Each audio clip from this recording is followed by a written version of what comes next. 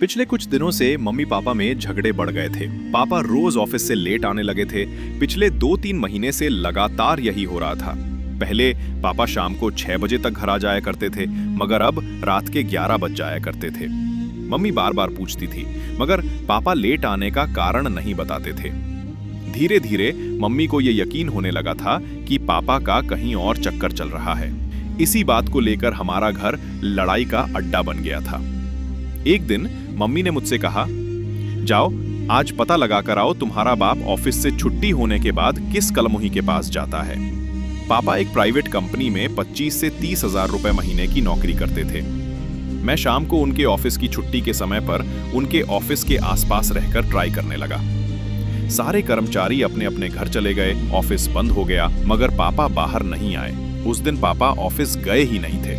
मैंने घर आकर मम्मी को बताया तो मम्मी बोली, कल जब वो ड्यूटी पर जाए तब उनका पीछा करना, ऑफिस जाते हैं या कहीं और। अगले दिन मैं बाइक से उनके पीछे लग गया। वे ऑटो में बैठकर शहर से बाहर जा रहे थे। फिर सड़क के किनारे उतरकर एक ढाबे में चले गए। मैं कई घंटों से बाहर खड़ा रहा, पापा बाहर नहीं निकले। जब मैंने अंदर जाकर देखा तो दंग रह गया। पापा ने पजामा और बनियान पहन रखा था और आटा गूंद रहे थे।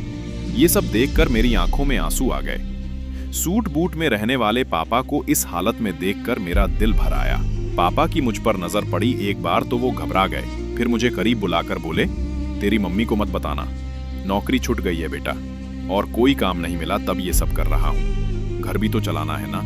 मैं उल्टे पांव वापस आ गया। मैं मम्मी से कुछ न छुपा सका, सब बता दिया।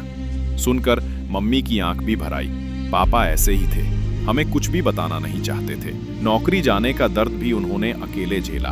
उस दिन के बाद मुझे नहीं पता मम्मी पापा के बीच क्या बात हुई, मगर हमारे घर में लड़ाई रुक गई। मुझ पर तो इतना प्रभाव पड़ा कि उस दिन के बाद मैं बिल्कुल बदल गया हूं। जिंदगी के यथार्थ को देख लिया है।